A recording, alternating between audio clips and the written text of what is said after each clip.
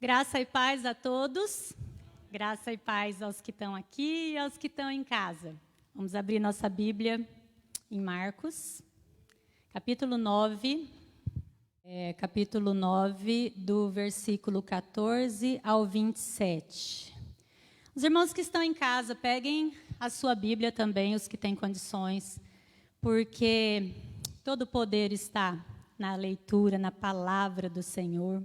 O que nós vamos fazer aqui nessa noite é meditarmos juntos, aprendermos juntos, crescermos juntos, mas só a leitura da palavra, a gente nem pode falar só, porque é muito valioso, é transformador, é libertador, é curador, amém? Então vamos lá, Evangelho de Marcos, capítulo 9, versículo do 14 ao 27. Vamos acompanhar. Quando chegaram onde estavam os outros discípulos, viram uma grande multidão ao redor deles e os mestres da lei discutindo com eles. Logo que todo o povo viu Jesus, ficou muito surpreso e correu para saudá-lo. Perguntou Jesus: "O que é que vocês estão discutindo?" Um homem no meio da multidão respondeu: "Mestre, eu te trouxe o meu filho que está com um espírito que o impede de falar. Onde quer que o apanhe, joga-o no chão. Ele espuma pela boca, range os dentes e fica rígido. Pedi aos teus discípulos que o expulsassem, o espírito, mas eles não conseguiram." Respondeu Jesus: "Ó geração incrédula, até quando eu estarei com vocês? Até quando eu terei que suportá-los? Tragam-me o menino." Então eles o trouxeram. Quando o espírito viu Jesus, imediatamente causou uma convulsão no menino. Este caiu no chão e começou a rolar, espumando pela boca. Jesus perguntou ao pai do menino: "Quanto tempo ele está assim?" "Desde a infância", respondeu ele. "Muitas vezes esse espírito tem lançado no fogo e na água para matá-lo. Mas se podes fazer alguma coisa, tem compaixão de nós e ajuda-nos." "Se podes?", perguntou Jesus. "Tudo é possível ao que crê." Imediatamente, o pai do menino exclamou: "Eu creio. Ajuda-me a vencer a minha incredulidade." Quando Jesus viu que uma multidão estava se ajuntando, repreendeu o espírito imundo, dizendo: "Espírito mudo e surdo, eu ordeno que o deixe e nunca mais entre nele." O espírito gritou, agitou-o violentamente e saiu. O menino ficou como morto, ao ponto de muitos dizerem: "Ele morreu." Mas Jesus o tomou pela mão, o levantou e ele ficou em pé. Depois de Jesus ter entrado em casa, o 28 também, seus discípulos lhe perguntaram em particular: "Por que não conseguimos expulsá-lo?" Ele respondeu: "Essa espécie só sai pela oração e pelo jejum." Feche seus olhos, vamos orar mais uma vez. Pai querido, coloco o Senhor, como já me coloquei anteriormente, à disposição do Teu Espírito Santo, à disposição para que não seja eu, mas o Senhor todo o tempo. Eu te louvo, te agradeço pela oportunidade, te agradeço pela revelação da Tua palavra, te agradeço, Deus querido, por ter me ensinado, ministrado primeiramente ao meu coração valiosas verdades, Pai. Mas eu peço ao Senhor que não permita que a minha humanidade venha falhar nesta noite, mas que o Teu Espírito alcance os corações que estão abertos para ouvir a Tua palavra e que o Senhor abra os corações que não estão abertos, que o Senhor tire, Senhor, as escamas dos olhos como o Senhor fez com Paulo, que o Senhor abra, Senhor, os olhos do moço, como nós lemos aqui agora, e nós possamos então, Senhor, ver, Pai querido, que muito mais é por nós do que contra nós, porque o Senhor nos deu a grande e valiosa oportunidade de estar na sua presença nessa noite. Muito obrigada, Pai, em nome de Jesus. Pode sentar, igreja. Aleluia, glória a Deus. Jesus está aqui? Está, né? Jesus está aqui. Cada um de nós temos a presença do Espírito Santo habitando em nós. E nós vamos agora, então, conversar um pouquinho com esse Jesus que tem tanto a nos ensinar nesse texto já tão lido, né? Eu falo que não tem como trazer novidade na Bíblia, porque a Bíblia já vem sendo ministrada e está escrita há tantos muitos anos, mas muitas vezes é muita novidade para nós por conta do nosso estágio, da nossa maturidade, da nossa caminhada. Então, que nós possamos hoje entender e ouvir a voz do Senhor Jesus.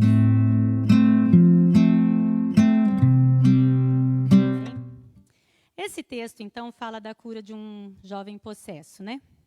Nós já lemos. Esse texto tem vários personagens, né?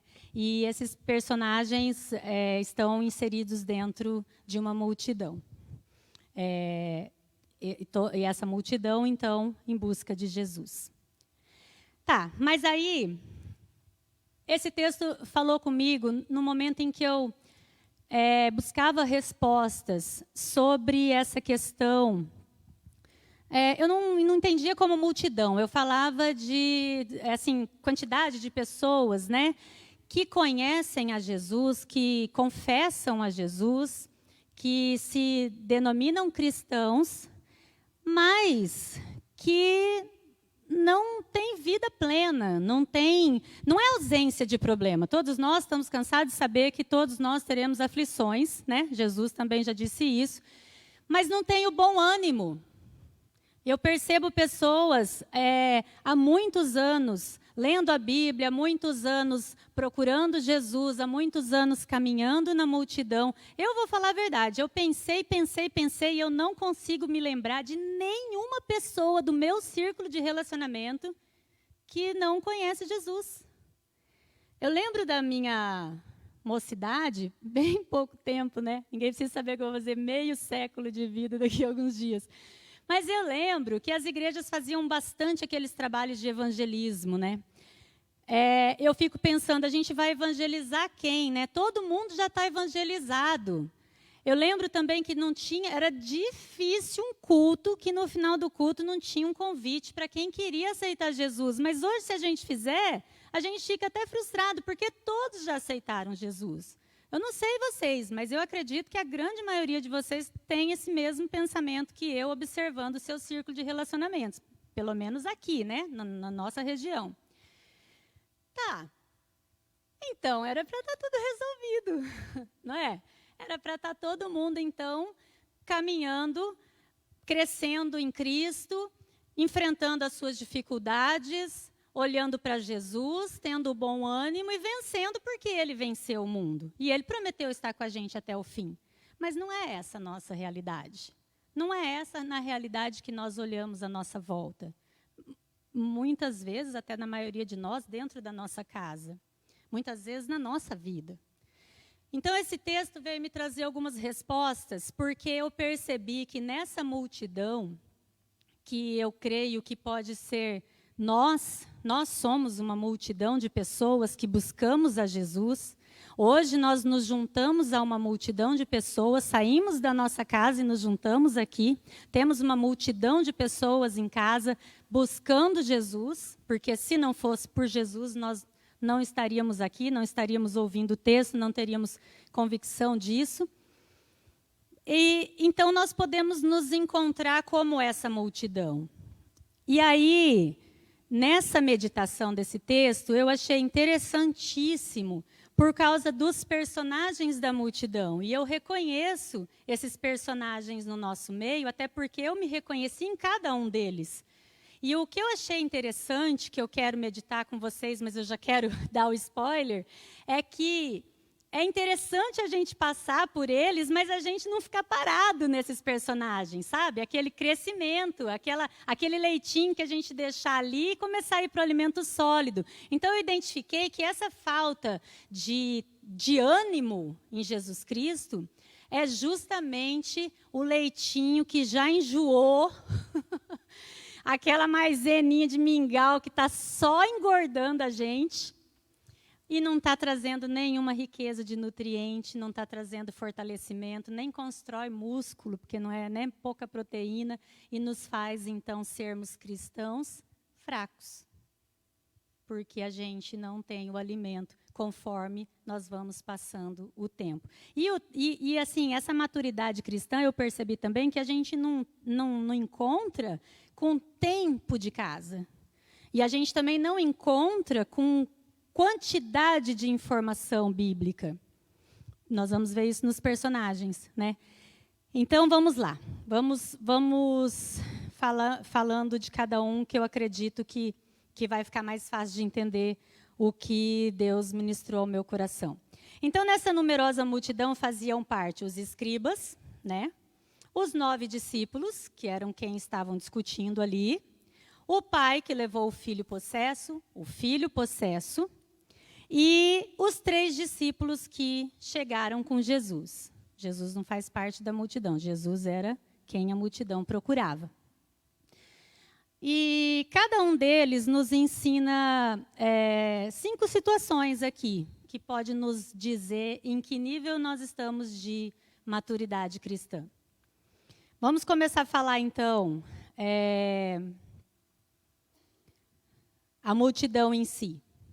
Todos em busca de Jesus, correto? Ali todos estavam procurando a Jesus. Já tinham ouvido falar de Jesus. Já tinham ouvido falar de sinais e maravilhas. E todos tinham o seu problema, todos tinham as suas questões e foram buscar Jesus, que poderia ter a resposta para eles. Correto? Quem somos nós nessa, que seria um dos personagens? São os curiosos que fazem parte dessa multidão. São os curiosos, os estudiosos, os intercessores, os possessos e os discípulos. Então, os curiosos estavam lá na multidão, viram que os discípulos não venceram, fracassaram na questão com o menino possesso, viram que Jesus estava chegando, correram lá com cara de espantado, porque falaram, nossa, agora vai dar um rolo aqui, porque o mestre chegou e os discípulos deles não deram conta, e agora vamos ver o que vai rolar, os escribas estão ali discutindo, está maior bafafá, ficaram até meio assustados. A palavra diz que eles ficaram aqui, muito surpresos e correram para saudar Jesus. Então, eu entrei nesse cenário, né, dessa multidão e eu falei, surpreso, né? Esse rolo todo vai dar alguma confusão. Então, correram lá.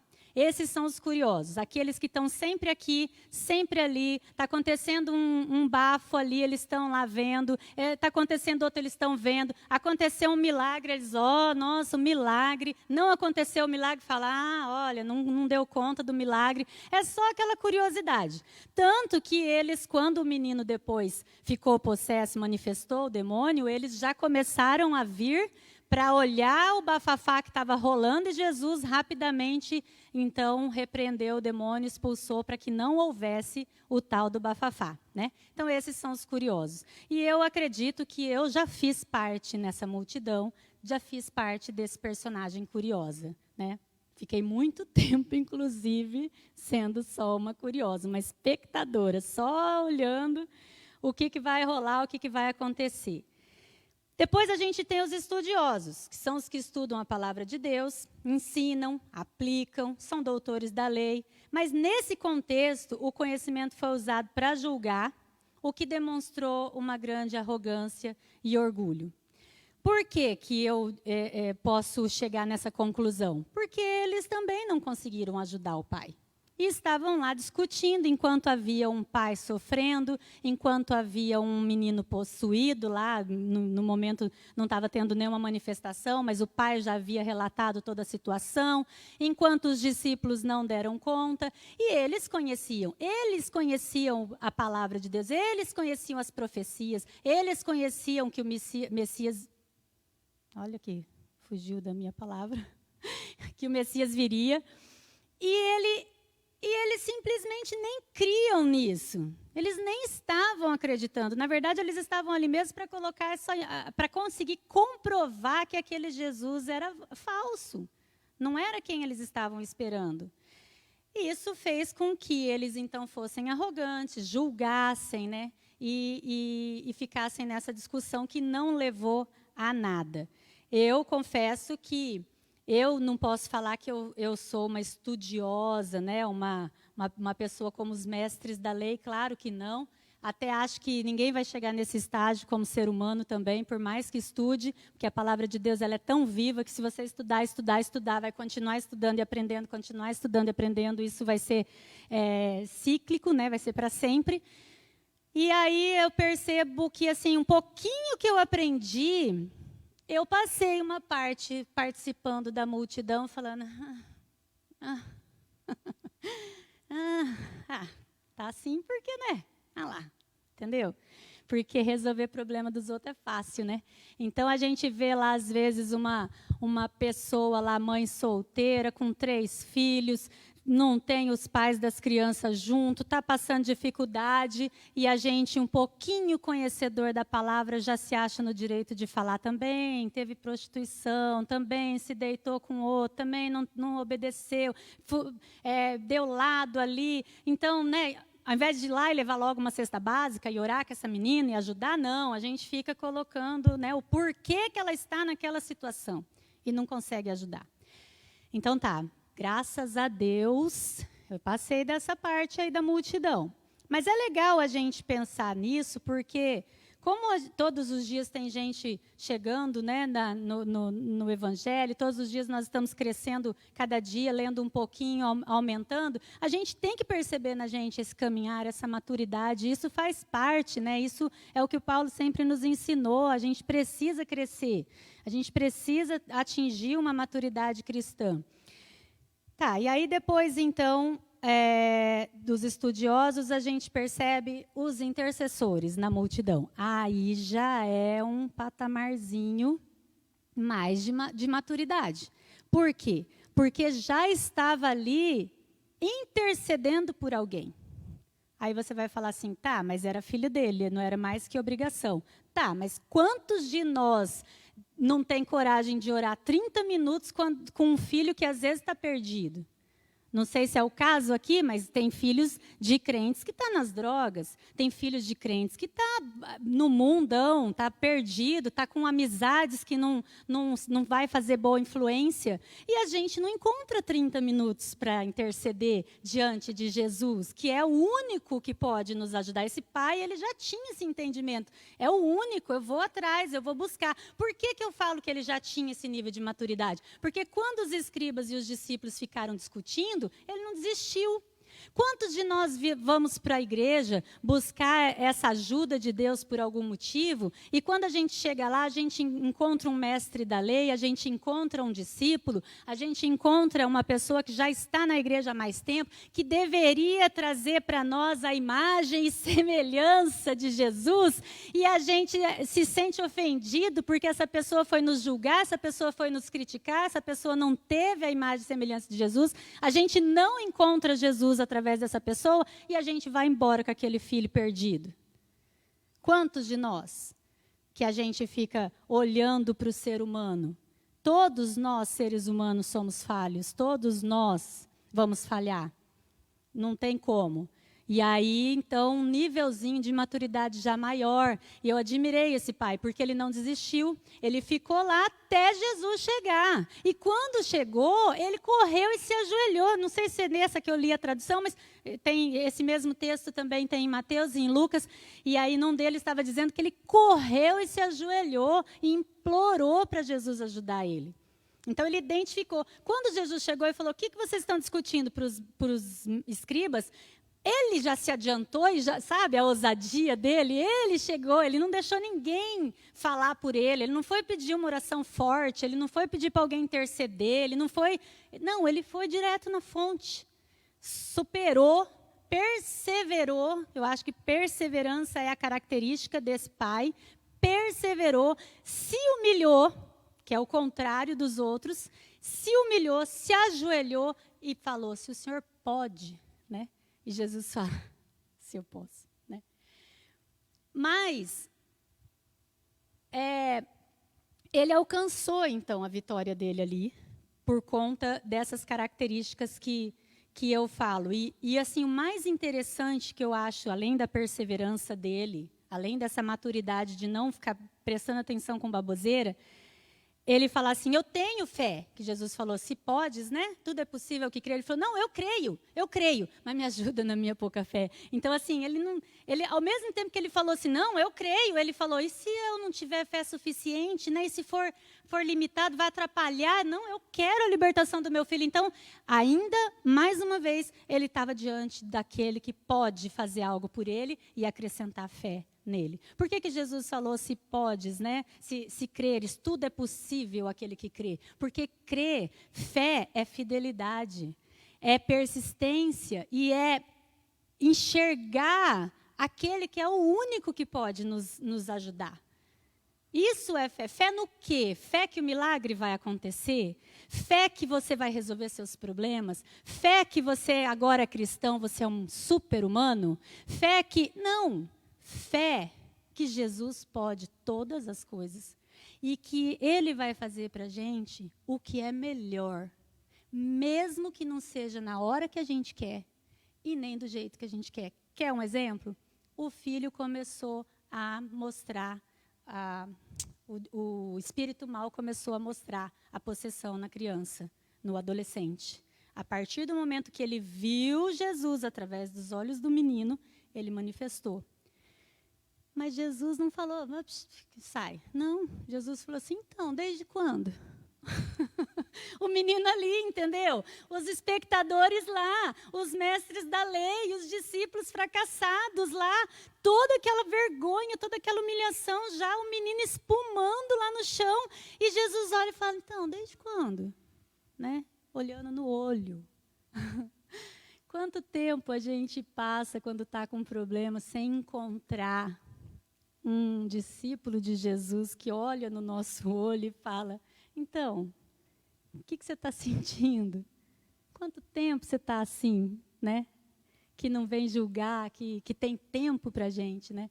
Eu achei isso incrível. E aí o pai, nesse momento, se você acompanhar, ele fala assim, esse espírito, ele ora leva meu filho para a água, ora leva para o fogo, tentando tirar a vida dele. Desde criança, ou seja, há muito tempo. E eu fico imaginando, vocês podem imaginar também, o sofrimento que esse pai já passou, vendo esse filho se contorcendo, era meio que um ataque epilético, né? Lá em Lucas ele até usa essa palavra. Esse filho se contorcendo, quanto medo esse pai já teve, tirando esse filho da água, tirando esse filho do fogo, né? Evitando a morte desse filho. E aí, nesse momento que ele está ali diante de Jesus, que ele foi buscar o milagre, que ele enfim encontrou Jesus, o menino está lá tendo um ataque, possesso, e Jesus não está fazendo nada, está conversando comigo, querendo saber desde quando. Entendeu? Então, assim, por que a gente perde às vezes? Porque a gente quer que seja feito do nosso jeito e na nossa hora. Então, a fé, ela é possível, tudo é possível para aquele que crê que Jesus vai fazer o melhor. E do jeito dele, e na hora dele. E quando o filho estiver se revolvendo, ou as montanhas derrubando, ou não sei quais são os problemas que a gente passa pela vida, a gente não vai olhar para os problemas, a gente vai olhar para o céu.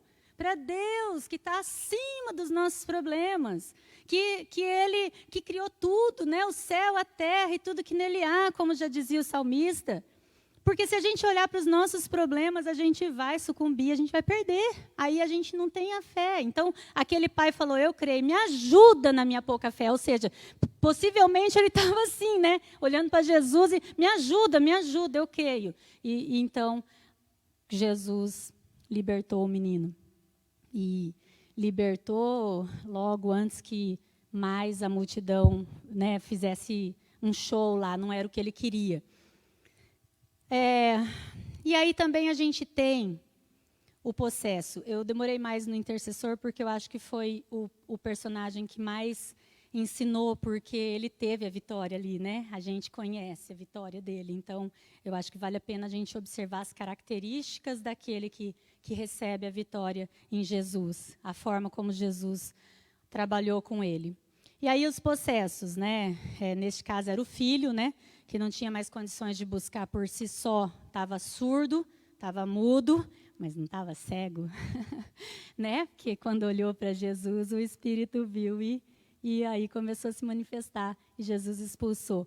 Então, assim, ele não ouvia e não falava, né? Então ele já não tinha mais condições de buscar por si só, mas o pai levou e ele acompanhou o pai. Então, às vezes nós estamos numa situação muito enrolada, né? Por coisas malignas mesmo, por espíritos malignos, por coisas que nós nos contaminamos e a gente não tem força mais para buscar Jesus. Eu acho que no nosso caso, a gente chega a não achar mais que a gente pode buscar Jesus, que Jesus não vai mais perdoar, talvez a gente já caiu 1, 2, 3 vezes, talvez, né, a gente está se sentindo indigno de buscar em Jesus e a gente não tem essa condição. Mas graças a Deus que nós temos quem ora por nós. Deus levanta intercessores para nós. Deus levanta em todo lugar intercessores. Deus não deixa um filho seu sucumbir porque ele não tem mais forças. Ele levanta intercessores. Mas uma coisinha que a gente tem que prestar atenção é que nós vamos receber convites para irmos até Jesus. Nós vamos ser convidados. Porque do mesmo jeito que Deus levanta os intercessores para orar em nosso favor e diante dele pedir libertação para nós, ele também levanta pessoas que convidam. Hoje nós estamos aqui na internet. Por acaso, às vezes, a gente tem um ouvinte que estava ali passando, né, no celular e chegou até a gente. É um convite de Deus para ir até Jesus. Nada é por acaso. Nunca.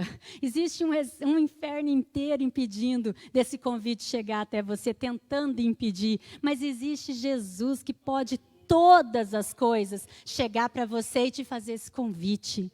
Eu sou o caminho, eu sou a verdade e eu sou a vida. Esse é o convite de Jesus para nós nessa noite, para todos nós. E aí, então, ele ficou como morto, né? E eu fico imaginando a situação desse pai ainda. Olha só a persistência dele. Ele não falou, Jesus, mas eu pedi para libertar, não para matar. Não, ele ficou ali. E eu acredito que não foi um tempo muito curto, porque todos na multidão, e a multidão na época de Jesus era 3 mil, 5 mil pessoas, né? Então, todos já falavam que ele estava como morto, né? Então, assim, deu para dar um alvoroço dessa conversa.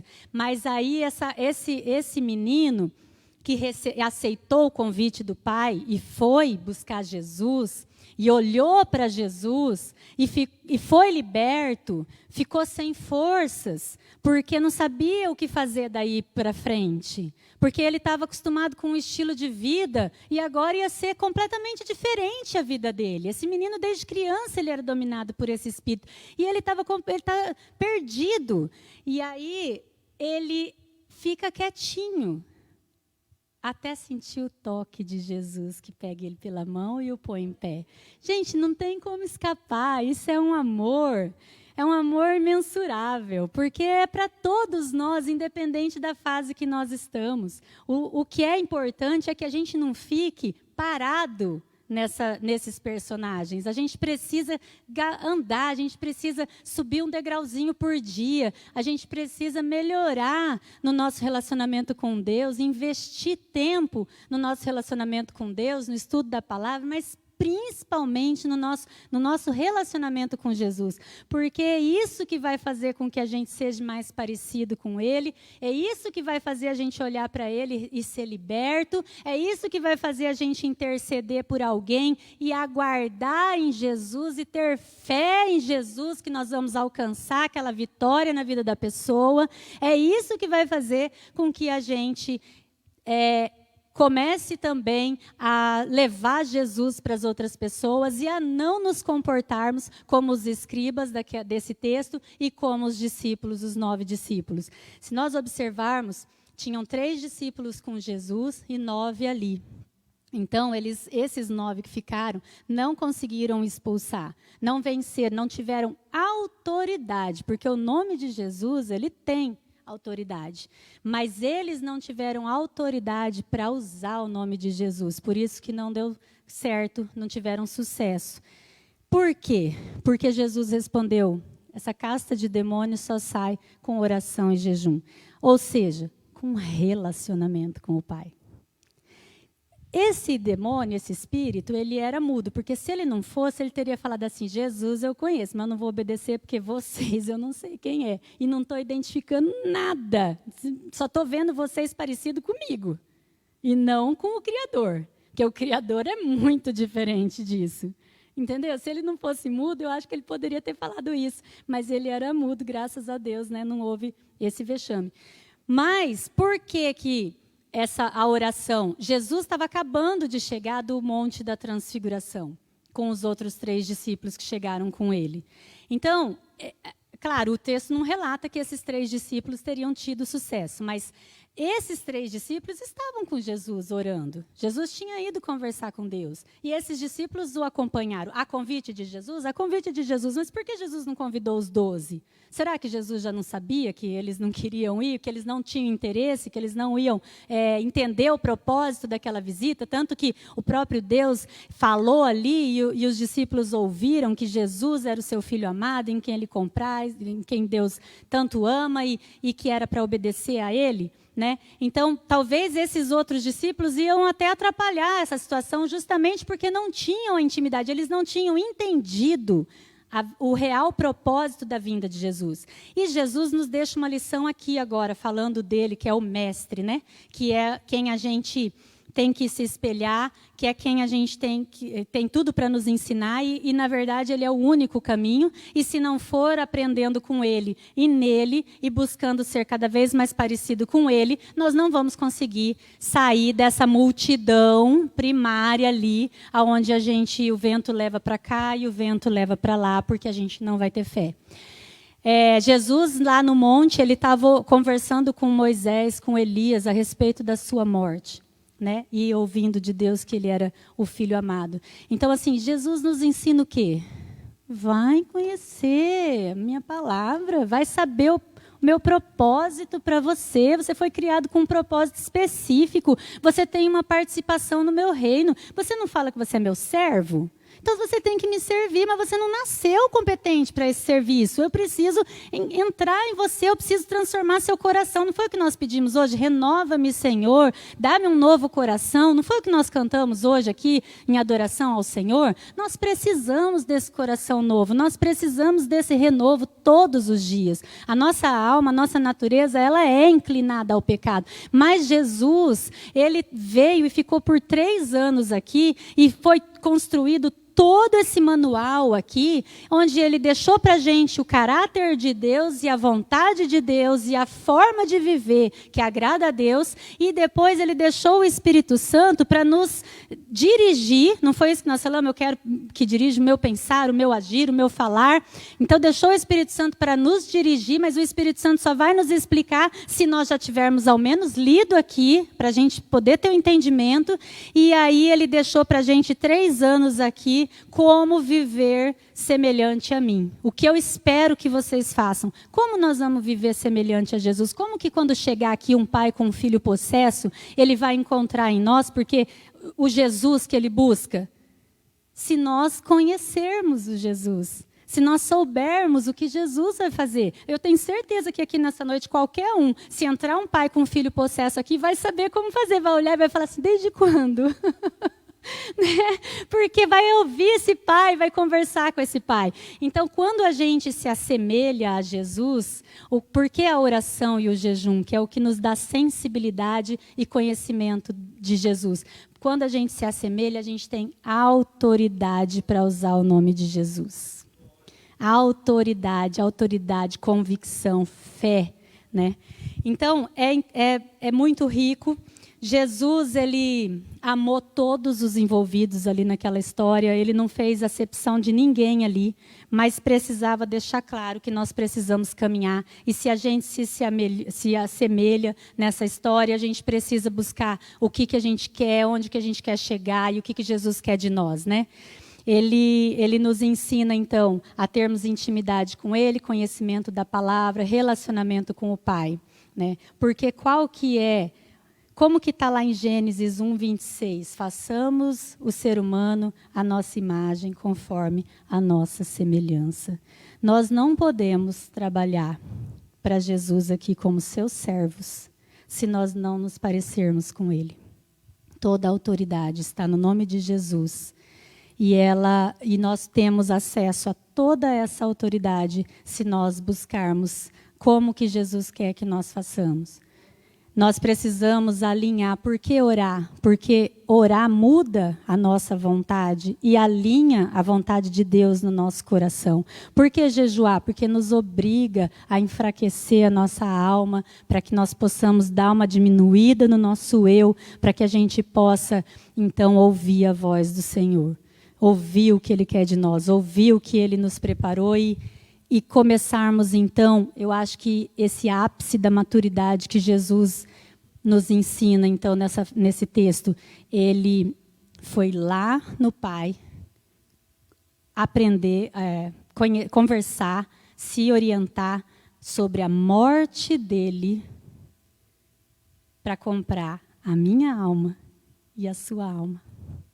Ele não foi lá para falar assim, pai, eu estou meio que pensando bem, a gente tem poder, vamos resolver esse negócio da humanidade diferente. A gente sabe que Jesus suou sangue por conta desse flagelo, dessa situação toda que ele viveu. Mas ele não foi lá para desistir, para mudar a vontade de Deus. Ele foi lá para alinhar a forma como ele tinha que fazer, conforme Deus queria, para comprar a minha e a sua alma, para que nós tivéssemos oportunidade de voltarmos a ser a imagem e semelhança do nosso Criador. Amém? Então vamos ficar de pé, aleluia, glória a Deus, que nós fazemos parte dessa multidão, porque só vai encontrar Jesus quem busca. E não é errado nós buscarmos a Jesus para resolver os nossos problemas. Ele fez sinais e maravilhas para atrair a multidão, Ele quer a multidão buscando Ele, mas Ele quer mais dessa multidão, Ele quer que essa multidão olhe para Ele, persevere nele, creia nele, sinta o amor dele, se converta aos seus caminhos e seja usado para ajudar os outros que estão chegando como multidão em busca do milagre. Amém?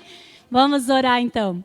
Oh, Pai querido, muito obrigada, Deus querido. Eu sei que essa noite é uma noite de libertação, é uma noite, Senhor, de perseverança, de nos ensinar a perseverar, é uma noite de nos impulsionar a conhecer a sua vontade, é uma noite de convite para estarmos na sua presença, para estarmos todos os dias olhando, conversando com o Senhor, ou pelos nossos filhos, ou pela nossa vida, ou pelas pessoas que o Senhor coloca à nossa volta, mas sempre com os olhos fitos no Senhor Jesus, que é o nosso mestre, que nós façamos como esse pai, quando avistarmos Jesus, ajoelhamos e clamamos, mestre. O mestre é aquele que tem algo a nos ensinar e é aquele em quem nós queremos aprender com ele. Oh Jesus, em nome do Senhor Jesus Cristo, perdoa, Senhor, cada um de nós, cada vez que nós falhamos com o Senhor, pensando somente em nós,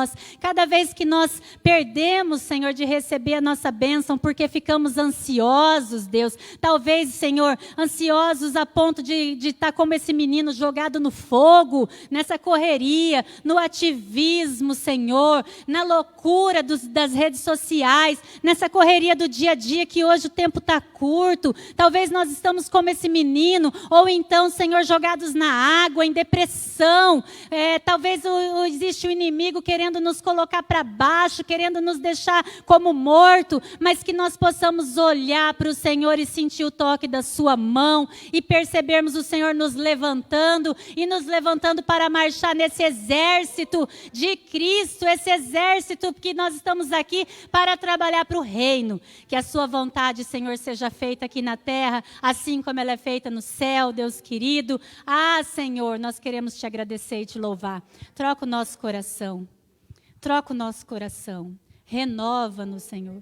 Cada um de nós aqui nessa noite, nós cantamos, Pai, renova-nos. Renova-nos, Senhor. Renova-nos. Que nós possamos perceber o quanto nós ainda temos que aprender, o quanto nós ainda precisamos abrir a nossa mente. Que os nossos jovens, Pai, olhem para os nossos anciões com respeito, respeitando a experiência de vida de cada um dos seus servos mais de idade aqui e extraindo deles o que pode ser aprendido. Que os nossos anciões olhem para os nossos jovens, Senhor, e também percebam o renovo que o Senhor tem trazido, no vigor da sua juventude, que o Senhor tem trazido novos planos, novas estratégias, novo ânimo, Pai amado, que nós possamos viver em união, que nós possamos viver, Senhor, em maturidade cristã, que nós não sejamos, Senhor, como esses que discutiam, mas sim como aqueles que estavam com o Senhor, vendo a sua glória naquele monte, Pai,